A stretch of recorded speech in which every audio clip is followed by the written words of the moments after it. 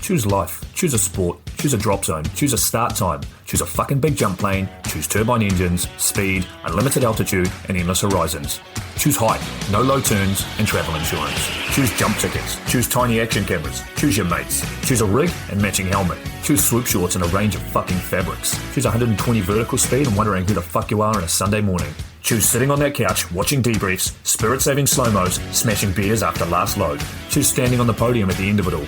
Choose a win you'll love every time. And the reasons? There are no reasons. Who needs reasons when you fly NZ Aerosports? Of course, I absolutely love the NZ Aerosports business model. I mean, come on. One glance at an Icarus fuck yeah sticker and you know it lines up perfectly with the fucking pilot mentality. But outside their wonderful use of colorful language and a great company vibe, there's a long list of reasons to say NZ Aerosports, fuck yeah. NZ Aerosports blows me away right out of the gate as a canopy manufacturer with a bold offer.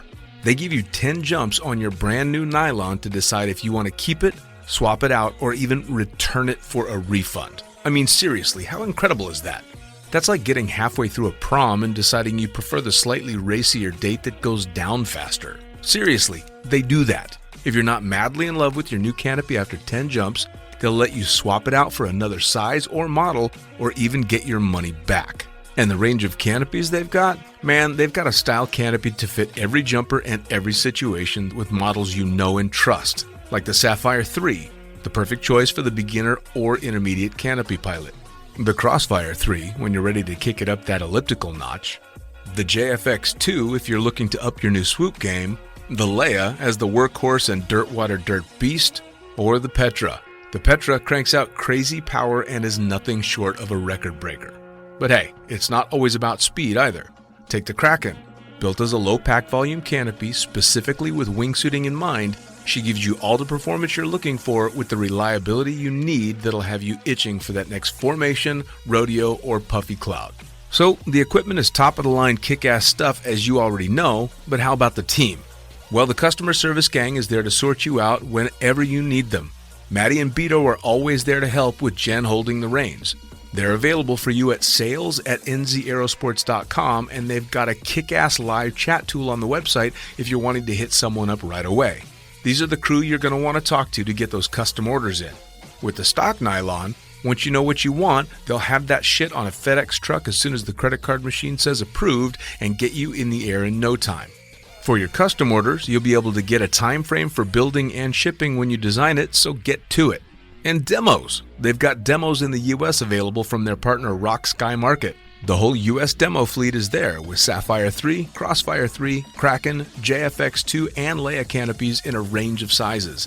They also offer student and tandem demos in the US. Bottom line, every step of the way, NZ Aerosports is there to get you what you need, and I personally couldn't be happier to be teamed up with them here on Lunatic Fringe. And now, time to get started with Lunatic Fringe Into the Void, brought to you proudly by NZ Aerosports. Fuck yeah. Coming straight from the cockpit, it's another episode of Lunatic Fringe with the fucking pilot.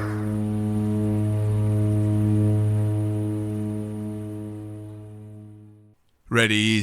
Oh, wait, no, it's not going to be like that this time. We're going to do something a little bit different this time around because I know you guys have got to be sick and tired of just hearing me and my shitty stories. So I'm going to hand off the podcast to one of my favorites, one of my co-hosts from the beginning. Enjoy it. This is first time in the seat for Mr. David Junior Ludvik. Ready, set, go. Back. Why is this not recording? Take two. Ready, set, go. Back in the can for a special edition of Lunatic Fringe Into the Void. This is David Junior Ludvik, and I am filling in for the Princess Pilot himself. We're in the can, and I got a very special guest today. So, who the fuck are you, and what do you do? I'm Kareem Madoor. I'm a management consultant by day and tandem instructor, kite surfing instructor by night. I thought you were going to say porn star by night. Well, that's the weekend job. So, skydiver by night. How'd you get started with the sport? When did you get started? So 2007, I was living in Kuwait. Found out that in Al Quwain, they have a drop zone, and they offer skydiving in the Middle East. So being afraid of heights, I challenged myself. I'm like, I'm gonna go for a skydive. 2007, went over there, no booking, nothing. Went on the plane, jumped right off. I jumped right off because the plane was really bad shape. Okay, so yeah, we've all seen some of those before. Exactly. Yeah, and then I'm like, yeah, this is a good mental barrier that I just broke. And then a few years later, I got it as a gift again, as a tandem skydive. Did one more, did three more. Then I was on a kite surfing vacation in Spain in 2012. I'm like, I might as well do my AFF. Finished my BPA A license in 4 days. Oh, that's awesome. Yeah. So you've been involved in a few extreme sports, so to speak. You said you were going there for kite surfing. Yeah, 45 knots in Los Caños. That was I was kiting with a 4.5 meter kite, and I was scared. I'm like, this is how people die. That wow. was 4.5 meter kite. So put that into terms for somebody who's not into kite surfing or skydiving. An average kite would be 12 meters square. Okay. This is the usual kite that people would use. A small one would be 9. A 4.5 meter is in the smaller end of the spectrum. They don't make anything smaller than that.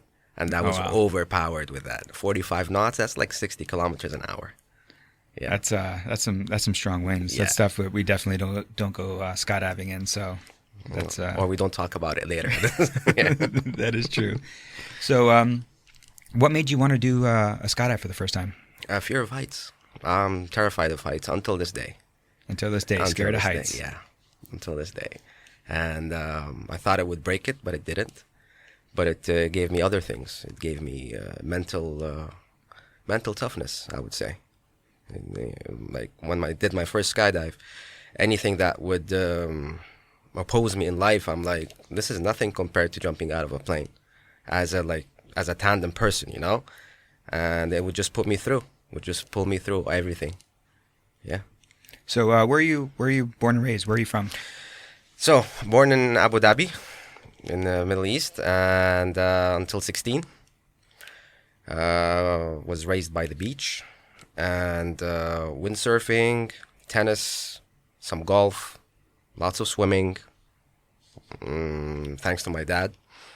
Then moved to Egypt when I was 16. A landlocked country, so I still found my way to Sinai, which is Dahab. I spent most of my university days there. I remember my first scuba dive. I found a discount. I was a student, so I didn't have much money. My dad was a scuba diver, though, and he thought it was dangerous. So I called him up. I'm like, hey, there's an offer here for a scuba dive. He's like, don't do it. It's dangerous. I'm like, yeah, I won't do it. Then an hour and a half, he called me later. He's like, how was it? You know, like, so dad knew it was going to happen. Yeah, anyway. It's going to happen. Yeah. Awesome. Yeah. That's all. That's an amazing start. So you're Egyptian then as well. So what's your passport? So by origin, my dad is half Egyptian, half Yemeni. Okay. My mother is half German, half Egyptian. You're a mutt. I would say you got a little bit of everything in you. Exactly. So yeah, mutts are like half and half. You know, this is a good mix. Yeah. So I identify as Egyptian. You identify as Egyptian. Yeah. Egyptian.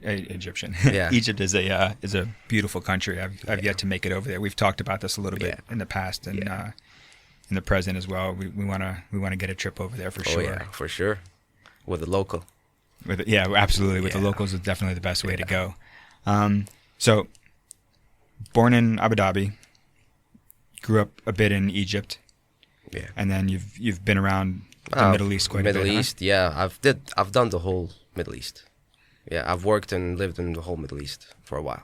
Okay, so how does somebody who enjoys these extreme sports wind up getting into the business that you're in? Management consulting. Yeah, management consulting. Someone has to pay for it, right? Someone for the first part of it, someone has to pay for it. Yeah, you chose some expensive sports here, huh? Yeah, I didn't know. No one told me. No one told me skydiving is gonna break my bank. Yeah, the only way to be a millionaire is skydiving and start as a billionaire, right? Yeah, you start as a billionaire and work Yeah. your way down. If you wanna make $1 million in skydiving, start with 2. Exactly, and that's so true. People don't know it. Yeah, it's only advice. So do you just fun jump? You're an instructor as well? Okay, so I got a project in Kenya in 2018, and I know that there's a drop zone there. There was a boogie there as well, and one of my mentors was doing a tandem rating over there.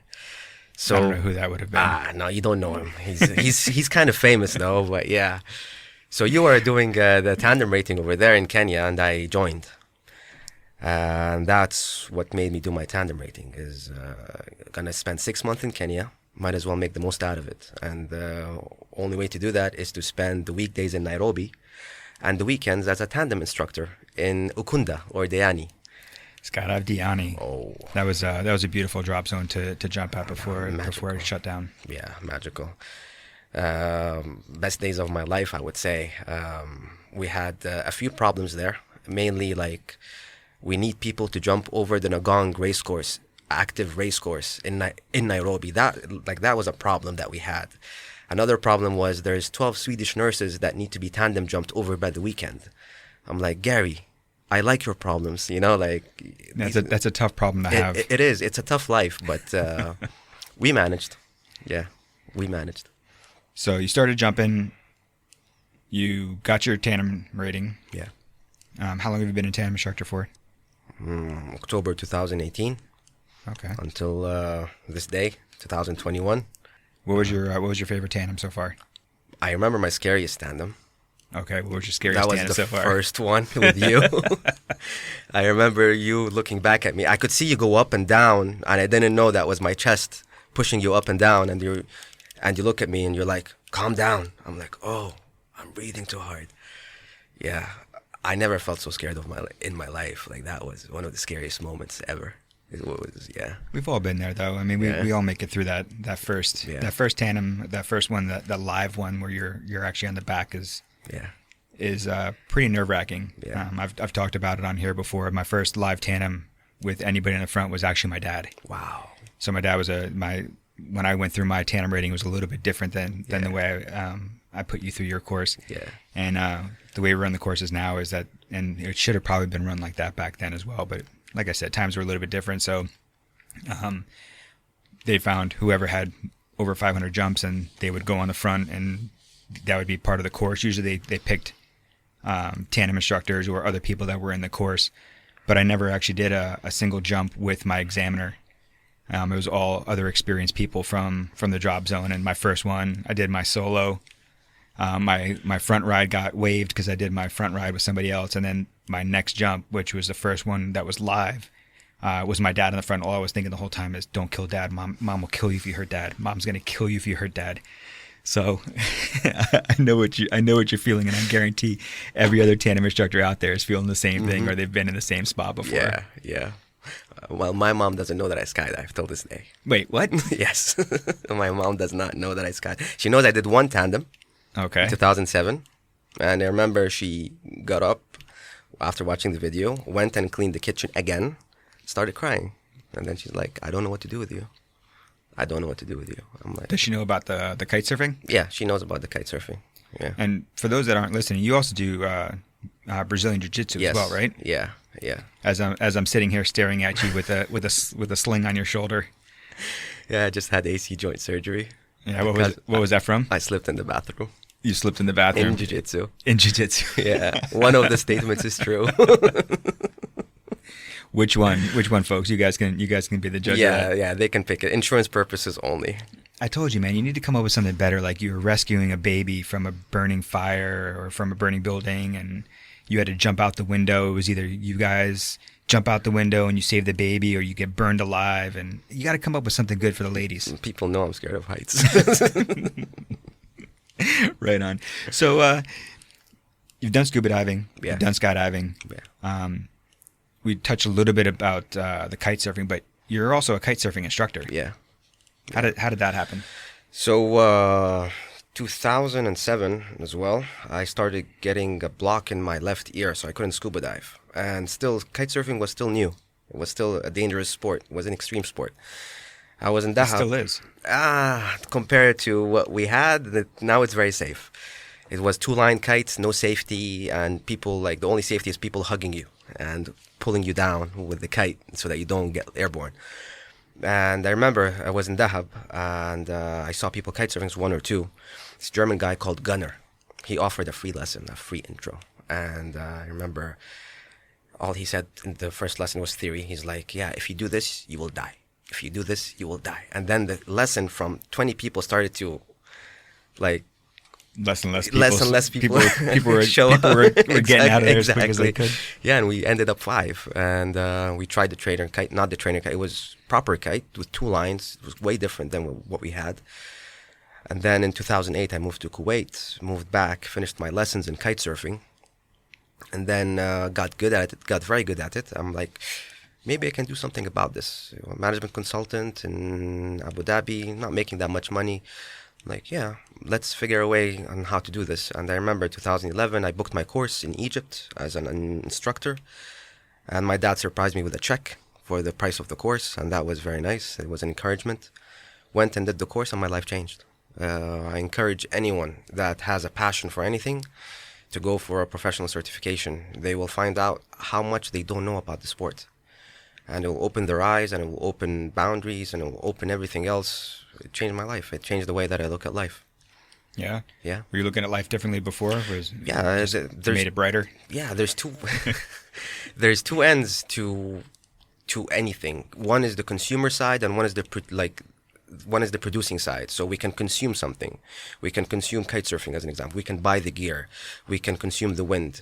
But making something out of it, or guiding people into it, or selling equipment, or teaching lessons, it gives you another perspective. It opens up knowledge. It makes you meet people. I'm a shy person, and that changed me. Like, it changed me in how I interact with people, how I introduce myself back to people. I'm not saying like, hey, I'm Kareem, I'm the kite surfer. No, I just talk, hey, what's up? My name is Kareem. That's it. You know, it changes the way that you talk to people as well, without giving your credentials or giving anything. Yeah, definitely. I would agree with that. I think becoming a tandem instructor, first a static line instructor and dealing with students, and then becoming a tandem instructor, and dealing with multiple people in a day. I mean, I think the most tandems I've done in one day is 25. What? It's the most that I've done in one day. And I think having those mini, I joke around, I call them these mini relationships. Exactly. I'd always tell people, I'm great at these 20-minute relationships, 30-minute relationships, whatever they are, because you're meeting somebody, you're talking to them, you're getting to know them a little bit, you're finding out about them, because you have to, as an instructor, you need to find out a little bit about them. Exactly. And I've talked about on some of the podcasts in the past that as instructors, we need to find the motivations from somebody and what's bringing them out to motivate them. And that's, one of those things that's so important, that we wind up becoming a little bit more open as people. We're a little bit more approachable. We're a little bit more outgoing, and yeah, so I understand it. Yeah. I always had a passion to teach. So even in university days, like I used to do these courses in things that I'm good at. Example, marketing, as an example. So I used to gather all the class, whatever you want to call it, and they used to come to my house one night before the exam. I used to tell them, this is what you need to understand, and they passed the exams. And then when I start scuba diving, I was also given that role in I did my course for $30, by the way. My scuba diving course, I did it for $30 with the military. I hate you. Yeah, I know, right? Yeah. The visibility was 1 foot, 30 centimeters. That was the visibility in the place where I did it. And I was given that role, like once after about 3 days, you're like, yeah, so any new students, you will start teach them, etc. With kite surfing, I found out that, yeah, I'm good at teaching things. And I pride myself in teaching swimming in an hour. I can make someone that has a fear of water swim in an hour and a half, 25-meter pool. And I can teach riding a bike in 12 minutes. So learning how to teach kite surfing was opened my eyes into a method, induce versus impose. Yeah. And this is how I look at things. Some things you need to impose, like maybe 10% safety as an example. Other things you need to induce. as in the person that is coming to you for either a tandem or an AFF or for Kite surfing. a kite surfing course, he's asking for guidance, and he's already a kite surfer, but all you have to do is to guide him on what the way is. And each person is different. Each person understands things differently. Some people pull the bar differently. Some people, as an example, some people have tendency to freeze. You can ask them to breathe, or I remember one client, I asked her to sing, and that worked. That's an interesting one. Yeah, ask her to sing, and that worked. Yeah. I don't think I would necessarily want my skydiving students singing out in free fall. They usually scream. Right? Yeah, it's usually a screaming reaction. But it's interesting the way people deal with fear and how we need to find ways to get them to overcome certain things. Like you said, you get people that freeze, you get people that get the tunnel vision, the narrowing of the vision, and whether they remember something or don't remember, they're focusing on one thing. You've got people that, I've never saw those hand signals from you, or in your case, it may be, I never saw the kite from the other kiteboarder. All they're doing is focusing on one thing. And you've got the other people that turn around and they won't remember half the skydiving. It's funny. I've been reading a book recently. It's called On Combat, and it's more towards people in the military and police and stuff like that. But they were talking in that book about how different people deal with fear. And actually, some of the stuff they were actually talking about is where people actually, the saying "scared shit" is actually that saying for a reason, because people that do get a certain amount of fear have actually been known to shit themselves. So we're not going to talk about that. Has that happened to you? Well, free fall, you don't smell anything, did you, Junior? I almost shot myself, man. That first tandem, Good thing it was behind me, not in front of me. Yeah. Have you had a student do that? No. Not yet. No. I remember my first passenger, paid passenger. That was in Kenya. Was a Swedish guy, 100 kilos. Wow, that's a lot. That's for anybody that's listening that doesn't know kilos. That's 200 pounds. That's 240 pounds. 220 pounds. Yeah, 220 pounds. 2.2. Swedish guy, worked in the embassy. Was his 7th tandem. So he goes around the countries and he does tandems. So I was under pressure to have a performance. And it was 9 a.m., I remember. And I did a sitting exit because he was so heavy. Slid out of the plane. Opened up at 6. Then I'm like, how am I going to add value to this person? Then I saw a cloud right in front of me. I gave him the toggles. I'm like, guide us to the cloud. And he went right through the cloud. Then I took off by the toggles, and he's like, man, that was the best tandem I ever had. I'm like, if you only knew. That's my first, Yeah, landed him and took a Polaroid picture, added him to the album, which I have. My tandem logbook is a mixture of Polaroids of every single tandem that I ever did. Oh, that's pretty cool. Yeah. I wish I would have done something like that when I first started. Yeah. That'd be cool to look back over the years and see. It'd be a lot of Polaroid pictures. Exactly. I would definitely look like some kind of You'd have more hair. I would definitely have more hair, but I would definitely look like some kind of rapist or something like that, taking weird pictures with every single person. Smiling. Who are all these random females that you have pictures with? Oh, why are they naked? Why do you have a picture with this naked dude? Yeah. Oh, funny story. Yeah. But that's awesome. So you got your start in scuba first. Yeah. Followed it up with kite surfing. Correct. And then moved into skydiving. Paragliding. I did paragliding for a short while. Okay. I thought it was too dangerous. Paragliding was too dangerous compared to scuba diving, skydiving. There's not much altitude for you to do an EP, right? So. It just depends. The group that I was in had a lot of bad accidents, and it wasn't encouraging. And the Middle East is not the best country to paraglide in. I'd rather do it somewhere in Europe, more proper mountains, thermals, and all that. Yeah. Right on. Yeah. I enjoy. I haven't really gotten into paragliding. I've done speed riding and mountain flying and stuff like that. Yeah. I've never really gotten into the paragliding. I've got a couple friends who've been encouraging me over the years. And I mean, both of them are, world champion acrobatic paragliders, and I just can't pull the trigger to make the trip. And, it's always, if I'm going to spend that kind of money, it's going to be going off to a skydiving trip or going home to visit family or whatever. So it's kind of hard to find the time and justify something like that. But someday I will actually, I'll pull the trigger and I'll listen to the boys and actually go out and hang out with them a little bit. But so you've made this trip through these different sports. How did you get into Brazilian Jiu-Jitsu?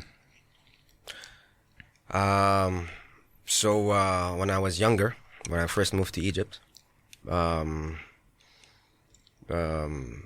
do I say this? I went through a tough time, self-induced substance abuse time.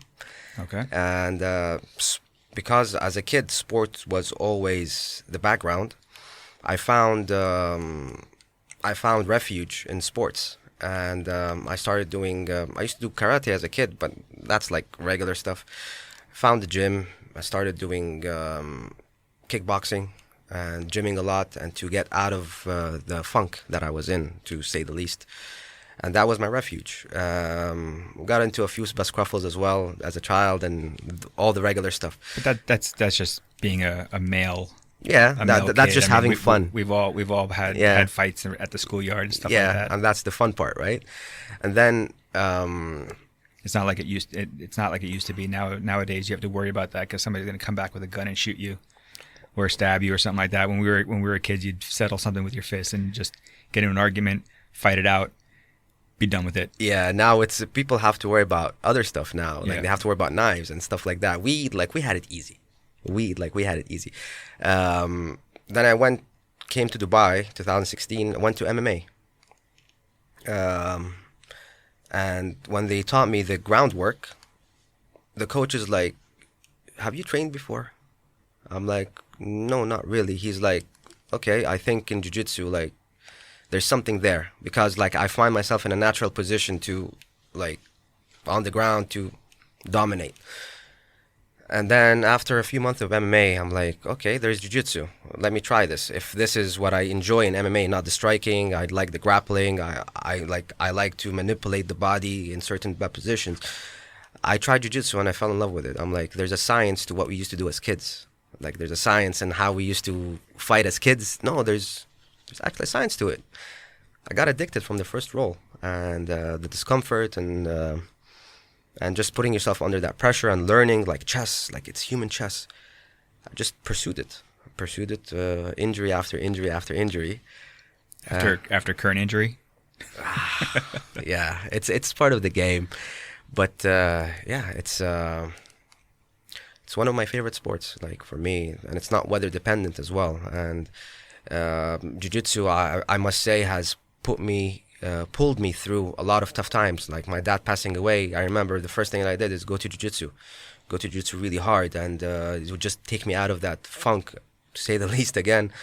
And and it elevates the mood, and no matter how bad you feel after rolling in jiu-jitsu, you feel great. Yeah, I can see that. I mean, mine was a little bit different. I was skydiving at the time when I lost my dad, and getting back up in the air and getting, for me, I did my first jump back. I just did a hop and pop and just got in the air, and it definitely it kind of pulled me out of it a little bit. So I understand what that is, and what it's like to kind of have to rebound and find something to kind of fix the mood a little bit. Yeah, for sure, it helps. So besides jiu-jitsu, any other extreme sports that you're into? I mean, the list of sports just keeps piling up. Oh, I reached an age, going 37, that I have to pick and choose. So it's kite surfing, jiu-jitsu, and skydiving. Anything else is supplementary to this. If I'm doing mobility work, if I'm doing running, if I'm doing anything else like weightlifting, it's for these sports only and nothing else. I do want to get at some point into free diving. I did the course, but I haven't found the time to actually push the limits there. Well, how do you find the time between kite surfing, skydiving, and jiu-jitsu? I mean, that's a lot of timing. I mean, the weekends you're you're either jumping out of the airplane, or if it's too windy, you're going to the beach and pumping the kite up to go. Well, with all these sports, they're all dynamic, right? Like jiu-jitsu, you're reacting or provoking external things with your opponent. With skydiving, you're reacting. If you're tracking, or you're reacting to the wind, or to the exit, or to the passenger, there's always a reaction. Kite surfing, it's dynamic as well with the wind, but free diving, it's within you, and it's a stillness, and it's different. It's just different, and that's why it's on my radar, because it's a downtime and it's the self-discovery. So I need to make time for it, and it's something that I can pursue for the rest of my life as well. Yeah, I've seen some videos of people freediving. I've never really done it myself. I mean, my idea of freediving is, dropping something out of the boat in shallow water and having to go find it afterwards. Like I remember one time we dropped it was either a hammer or a wrench by accident. We dropped it off the side of the boat, and luckily we were in shallow water. Yeah. So it was, grab the fins, grab the mask, and dive down and try to find the hammer that had dropped off of the boat. That was my idea of freediving, and staying down there for the 30 seconds, 45 seconds, and then coming back up. But I could see where the passion is with it, and it is. A lot of friends that I know actually do free diving, and everybody tells me as a scuba diver, they're like, "Oh, do free diving, you'll love it. Yeah. You got to try it." Yeah. So maybe it's one of those things that I'll try at some point. But spearfishing. Yeah. I don't know. Feel bad for the little fishies. You won't feel bad when it's in your stomach. I know. You can't say that though. My wife is a vegetarian, and she'd make me feel bad for killing the poor fish for nothing. She doesn't have to know. Now you're just trying to get me in trouble. Yeah. So getting back into talking about the instructor things a little bit, because it's nice actually to be in the room and talking with somebody else that's an instructor. It's always nice to hear other stories and see about how stuff goes through. And what's funny, and for the people that don't know out there, I've been an instructor for you in skydiving, and you've taken me on as a kite surfing instructor, even though we haven't gotten much time with it. We've only been in the water one time with everything, but we're kind of reversing roles here, which is kind of cool. Yeah. So how am I as a student? I learned from you. I remember last time we were on the trainer kite with your wife. The way you see things is a bit different. So I learn from every client that I see. There's always a learning experience, but from you it's a bit different, because having to communicate with someone of such high level, and I can literally tell you anything and you'll do it. Anything. I'll tell you, draw a square in the sky, and that's a true story, by the way. Draw a square in the sky. It is a true story. Yeah, with the kite, and something that I struggle with, like something I'm really good with the kite. Something that I struggle with, and I told you, hey man, you need to draw a square in the sky. How it's done, you do like half a flip here, half a flip there, and you just execute it perfectly from the first go. So it's a parachute though. It's a canopy. It may be different design, but it's very much a canopy. Yeah. I'm comfortable with parachutes. Comfortable is an understatement. Let me give you an introduction to Junior, world champion, multi-rated swooper. Very humble. You're very humble, Junior, and I don't like that. Yeah. Well, there's no point to not be. Yeah. So that's interesting on how I can just say something once and you visualize it and you just get it done. Like, I can't wait till we get some water time after my shoulder, or even before, because I know that if I tell you something once, it's going to be executed flawlessly. And that's a pleasure that I get to see, What's been I'm blushing over here for you guys that don't see it. That doesn't happen very often, but I'm actually blushing a little bit.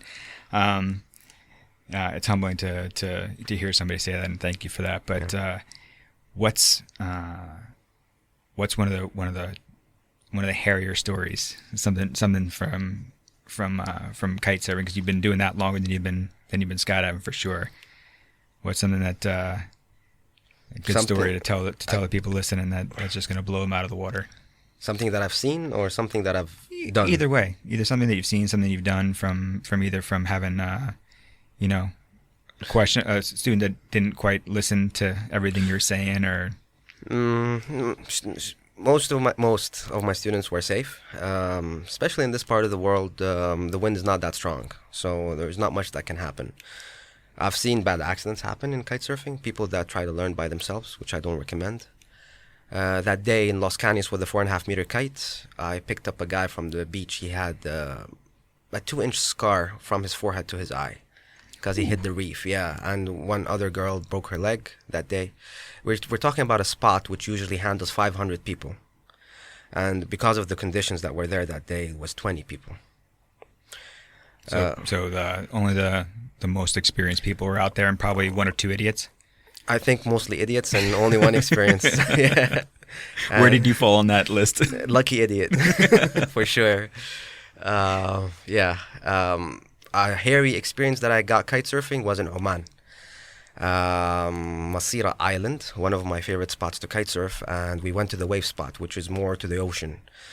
Masira Island is a nice spot to kite surf because it gets trade winds, one of the most reliable weather systems on Earth. And we're talking about easy 30 knots, 35 knots in summer. And the problem is the waves were minimum 3 meters. You know how surfers, they say it was overhead. No, it was overhead, like 3 meters plus. And coming from 2 directions.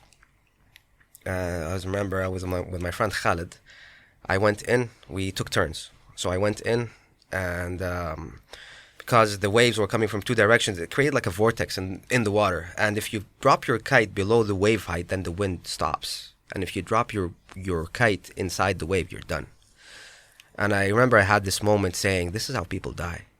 This is exactly how people drown and die. Because you're about minimum 1 kilometer away from the shore, in the middle of the ocean, with big fish, big turtles, overhead waves, gusty winds. You're having fun. You're surfing waves and switching between this side of wave and this side of wave, like from left side to right side, left side but to right side. And for people that are out there that don't know that much about kite surfing, in order to do something like that, it's the positioning of the kite and how you're flying the kite. Exactly. So you need to have your kite minimum at 45 degrees, which you can't have it in this, like 45 degrees if you point your arm up, 45 degrees from your eye level, this is where your kite's supposed to be. But the problem is when you have overhead waves and you're dipping inside by the water, if you put it at 45, the waves will block the wind or will create some gust. And if it catches that and if it falls into the water, you don't get it up in time, which is also difficult because there's no wind to pick it up. You're fucked. Yeah, you're fucked. But that was not the problem. Was you're so far offshore and the waves are in 2 directions. So the vortex is going to suck you in, or whatever, the tornado, or whatever you want to call it. I'm not sure what it's called in English, though. And I went out. I'm like, no, I'm not going to kite surf here. And we went to the other side of the island, and we had a lot of fun. So knowing your limitations with that, just as much as with skydiving and other sports, you need to know your limitations and what you're comfortable with. It's a good lesson for anybody out there, and we've talked about stuff like that before, and how it's important to know what your limitations are and have clear limitations, and that's what kind of keeps us above ground and not not getting put underground. It's important to push yourself out of the comfort zone in a controlled manner, but it's also important to have conscious incompetence, so you know that you don't know. It's very important. Man, look at you using big words and stuff. I know, right? I read the book 2 years ago. I read the page 2 years ago, sorry. Right on. Yeah. So what would you tell to anybody that's wanting to get into kite surfing or Brazilian Jiu-Jitsu or any of those things for that matter? Would you go? Show up. How would they go about getting into Show that? up. Show up. You don't have to wait till people show up with you. Just show up by yourself.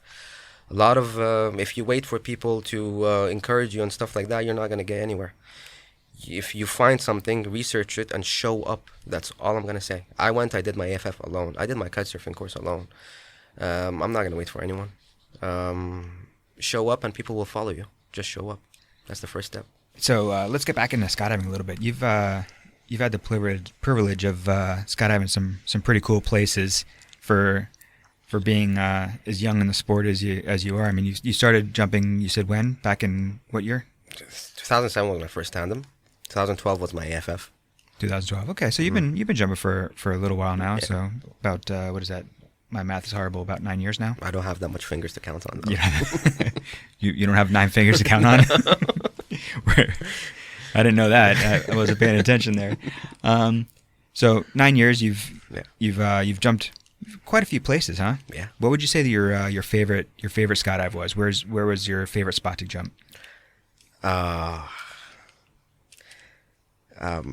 Tandems over the pyramids was the highlight for sure. Thanks to Omar and thanks to you, and that was one of my proudest moments, to be able to skydive on top of my country, on top of the pyramids, and take passengers out of a C-130, 15,000 feet. That's pretty cool for sure. Yeah, I was scared. I was really scared, and just put on my game face and went for it. I remember my first landing. My first landing was, they told me to fly 2 pyramids and then take a left. That's some instructions. Okay, you're gonna go down 2 pyramids. Yeah. Turn left. Exactly. And aim for the Sphinx. Yes, exactly. That's exactly what they said. And I was so in awe. I had to fly the 3 pyramids. I did. And then I took a left after the 3rd pyramid, and I'm off. And I look at my passenger. He was the CFO of some big company, Lebanese guy. And it was... and I looked at him, I'm like, by the way, he's like, yeah, I know, we're not going to make it. I'm like, yeah, but you're safe. And it's amazing. The guy was pretty switched on, huh? Oh, yeah. Because we were talking all the way down. One thing that I do with the passengers is I gauge, do they want to talk? Do they not want to talk? And, I let them have their moment. So this guy was talking and all that stuff. And then I'm like, by the way, he's like, yeah, we're not going to make it back. I'm like, yeah, but you're going to be safe. And we landed right next to the pyramid. And he was like, wow, this is amazing, etc. And he took a camel back to the drop zone. Did they make you walk?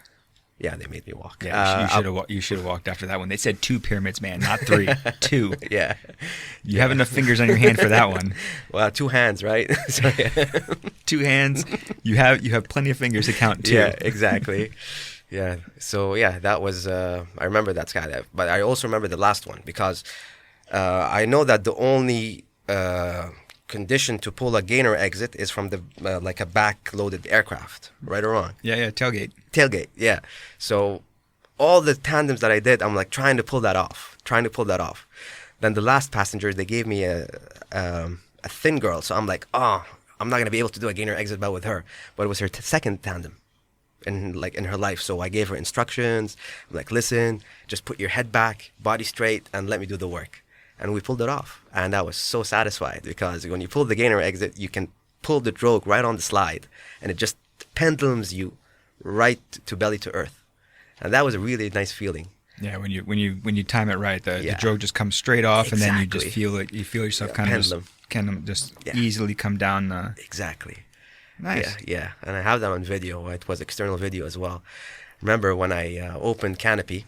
She was alert and she was talking. I'm like, just give me a second. I want to thank you for the best exit I ever did in my whole life. And she's like, really? I'm like, yeah, thanks to you. Yeah. So she probably had it. She probably had a really big smile after that one. Oh yeah.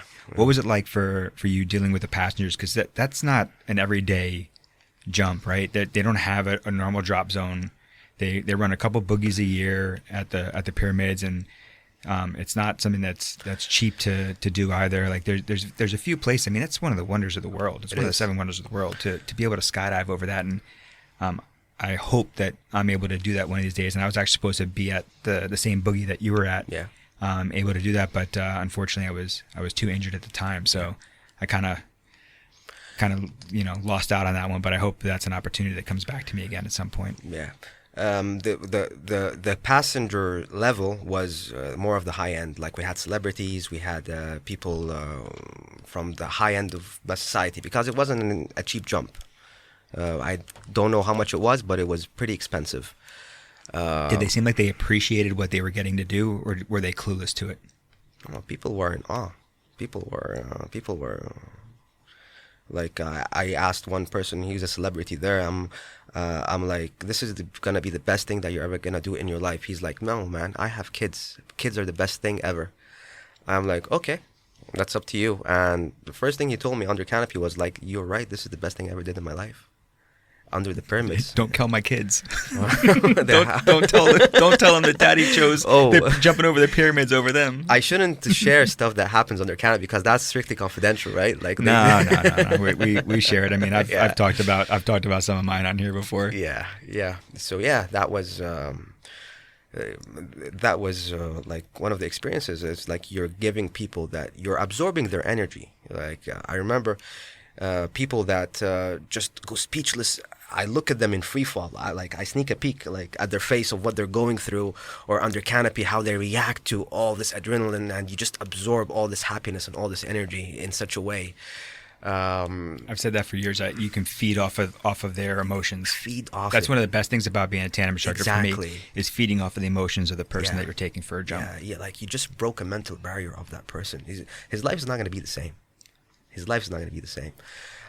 For Egypt, as a shift drop zone, I didn't realize it. I got really good training. I got really good debriefs on all my tandems while I was in the region. And I was lucky for that. And these debriefs, when I used to fuck up, one of these debriefs saved my life. Yeah, how so? Give me some more info on that. So Kenya, 19th of February 2019. One of the most memorable skydives that I had was I jumped my best friend, Adam. I've known this guy for 30 years. My second jump, I had 4 AFF students, military, and a wingsuit with their instructors. Rewind back a year. I was doing a training jump. I was still under probation with a 100-kilogram passenger that you told me to take, and I landed off. I landed in the desert. And the reason why I landed in the desert is because 100-kilogram passenger, I was 80 kilos at the time as well, wing loading of 340. And there was a student, 55-kilogram girl, 100 pounds, 110 pounds, with a 240 canopy, and she was circling the air. So I was scared that she would get into collision with me or something, so I landed off. And I got the beating of my life. You're like, this is the skill that we're looking for. You should enter the plane, know what everyone is doing, and you should look at the parachutes, and you should look at this. You should never land off. It's unexcusable, etc. And at least you should have planned your pattern, and you could have planned the pattern in any other way. Landing off, you could break the students' legs in the sand, etc. And I remember that. I remember that so well that I took it into consideration. Every time I'm doing a tandem or not even doing a tandem, I look at the whole plane. I look at what people are doing. I look at their size of their parachutes. I look at their weight. I look at their skill level. I ask everyone, what are they doing? I ask the load master, what's happening there? So I'm aware of what's happening in the sky. That's why I encourage people, if you have a passion for something, learn a professional best certificate. Fast forward 1 year, Kenya, 19 February 2019. And wait, hold on a second. I know I didn't say it was unexcusable, but I do remember telling you it should never happen. Yeah. But I didn't say it's unexcusable. You know, accidents happen, and you know, we get put into a tough situation. You chose the correct thing to do. Yeah. At the time, but had you done what we talked about after that, then it would have never happened. And now we fast forward to Kenya and what happens. Yeah. 4 AFF students in front of me with 2 instructors each. They're military, so no offense to anyone in the military, but they do things differently. Like, they do things by the book. Yep. Which I agree with, but I think when you're passionate about something, you learn a bit more. And I think I'm going to get a beating for that. So, yeah. I look at my tandem passenger. I'm like, she's not going to notice 5,000 feet from 7,000 feet. If I open a bit higher, she's not going to notice. But I'll be safe. And I know AFF, they stop work and they open at 6 or 5 or something like that. So I want to give myself time. And for the people that are just listening out there, your landing area, the landing area you're talking about is about how wide? It's on a beach, correct? It's every landing is on a beach, yeah, and you're landing either one direction or the other direction on the beach. 10 meters wide, but it's pretty long. So about 30 foot wide. 30 foot wide. As long as the beach is. As long as you want, yeah. But sometimes the tide makes it less. So I do the jump. I open at 7. I deploy at 7. And I watch. I watch the last 2 students, military, because they did static climb before, so they're confident under canopy or something, or some sort. Yeah. And they do their base leg. Then one turns into the other, and they have a canopy collision. Lack of training, I guess. Like, if I had that skill set, I wouldn't be in that situation, but I would open more fabric. The guy cut away. 100 feet. Oof. Well, we know how that ends. Yeah. I panicked for a bit. Like, I saw it happening. And I landed 500 meters off. Really far away. Just to get away from Just to get away scene. from all this. Just to get away from all this. I knew what happened. Yeah. Yeah. And landed. Took off the passenger, everything. My friend, because I jumped him before, he's like, "You see what happened?" I'm like, "Yeah, I saw what happened." And we put the guy in the ambulance. He's already like going, and yeah, and I felt bad for feeling grateful that I had that training. I felt good when some other guy was passing away. That I felt good that I had that proper training to keep me safe and my passengers safe. Well, I don't think there's anything wrong with having the feeling of being grateful for being alive and Yeah. being grateful for having having the training that you received. And was that the first time that you've witnessed something like that? Under canopy, yeah, like passenger under canopy and looking at it live happening, yeah, and like it was unreal. Like yeah, it wasn't a pleasant experience, but it just goes to show that having the proper mentors, having the proper training can save your life. And it's important when you do take a course that is in an extreme sport to know the reference, know the people, and if they push you hard in the right way, accept it. Like a lot of people, they don't take criticism, or they don't take functional. What's it called when it's good by criticism? What's it called? I'm not sure, but listen. Just listen, and especially when you're going to these extremes and going to that level, you need to be teachable. Being injured and doing ground control, as an example, or doing load mastering, I'm surprised to see how many people don't accept life-saving advice. Like, don't do low turns. People do low turns, and they tell me, I'm a B license. I have over 100 jumps. Who are you? I'm like, okay, whatever, buddy. Clearly, you didn't do it right. You're sitting here with an arm brace on. Yeah. Why am I taking advice from you? Exactly. Yeah, I mean, it definitely is. I mean, with any experienced or with any extreme sport, you need to be willing to take advice from more experienced people. Yeah, surround yourself with the people that are more experienced than you are, and know who you should be taking advice from and who you shouldn't be taking advice from. Here's the thing. I think you touched on a very important point. I've been lucky to be with people around you, as an example, or Omar, or Ricky, or people that push, like... And Ricky's your jiu-jitsu coach, yeah? Ricky's a black belt in jiu-jitsu, and the past 2 years I was a bit overweight, and then I used to hang out with Ricky and Nadine, and they're both super fit people. Like Nadine is a yoga instructor, Ricky's a jiu-jitsu black belt, and I was out of shape. And hang out with these people. Round is a shape. Don't let anybody tell you differently. Circle and square. Exactly, circle's a shape. Yeah, just hang out with people that are better than you, or just fitter than you, or things they push you for. You're the average of the 5 people that you hang around with at the end of the day. And I truly believe in that. A lot of people, I think, would like to feel good about themselves, and they hang out with people that are less than them, for lack of a better term. I don't think anyone's less than anyone in any way. But and they feel comfortable in that way. But when you hang around with people that are way better than you, or way more experienced than you, or way more skilled than you in certain things, you automatically get pulled into that domain. And I remember I once broke my leg in the wind tunnel. Snapped my fibula, and I had a phobia from the tunnel. until Ricky, he's like, you want to go to tunnel? I'm like, no, man, I don't do tunnel anymore, you know? And then I went to the tunnel and I started free flying. Like I was more of a tracking and big way bellies, 32 ways and things like that. And I started to learn free fly. I broke my leg. I'm like, okay, I need to chill for a bit. But then I went with Ricky once and I'm like, yeah, this is... Then I started back to free fly and he pulled me.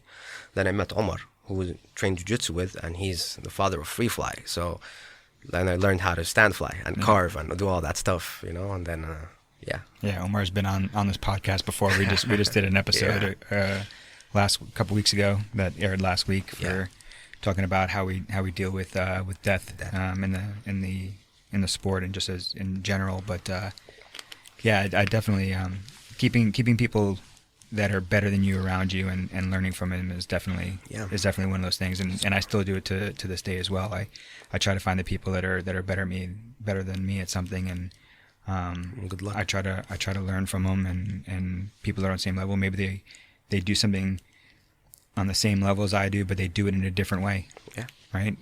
To take other points of view and other ways, you know, that somebody teaches something.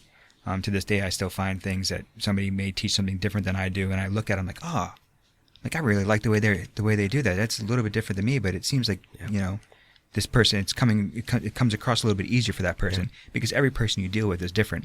As an instructor, every person that we talk to takes in knowledge differently. Yeah. So it's kind of cool. It is. So we've covered a good bit of things. Where do you go from here? What's next on the horizon for Kareem?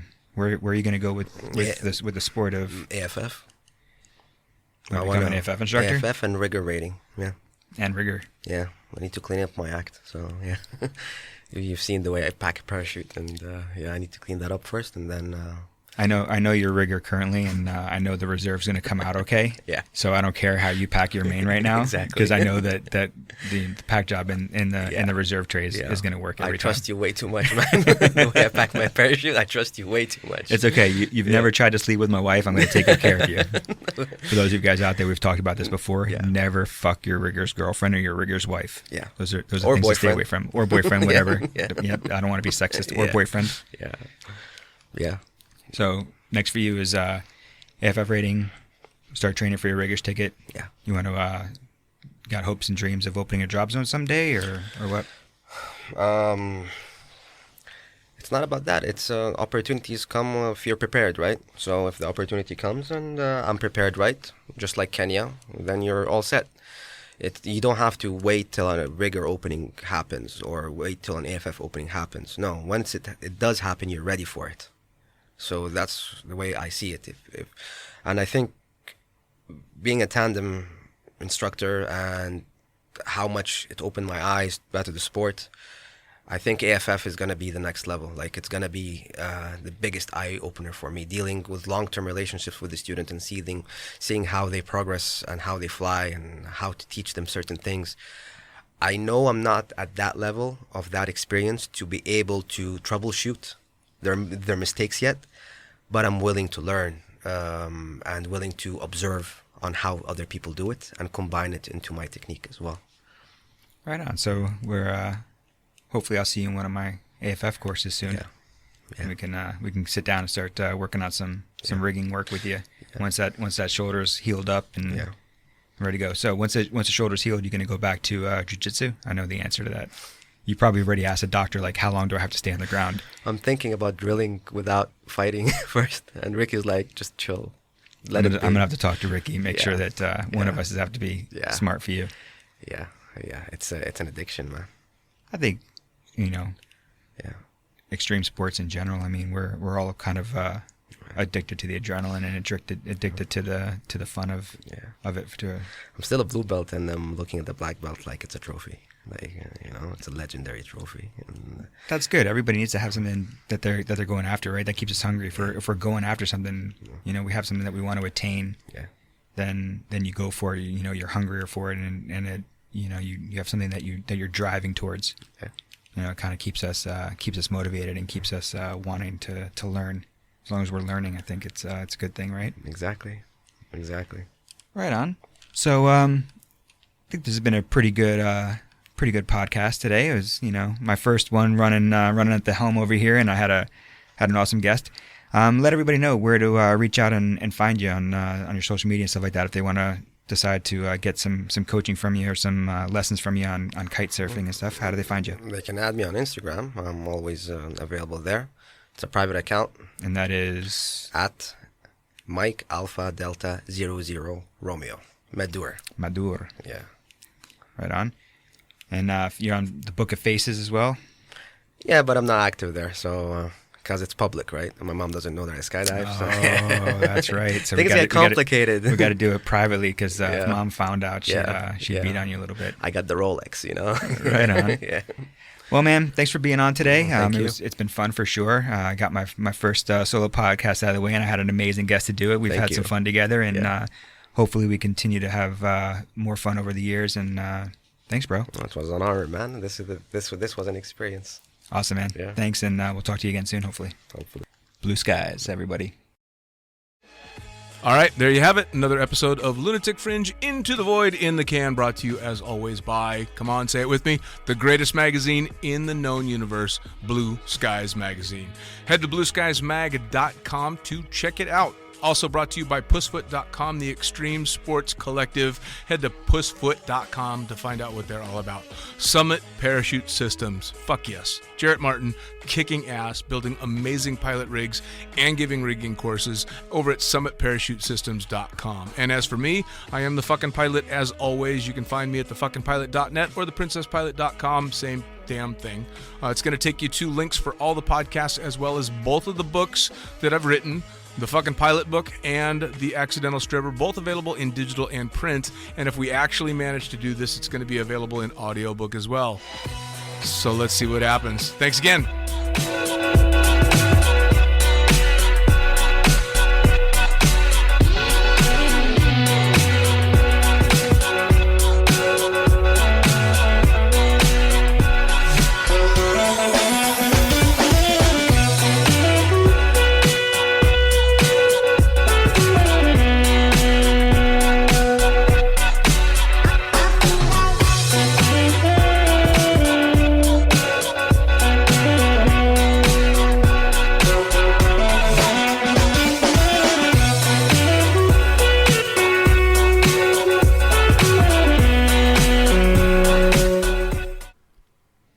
Take two.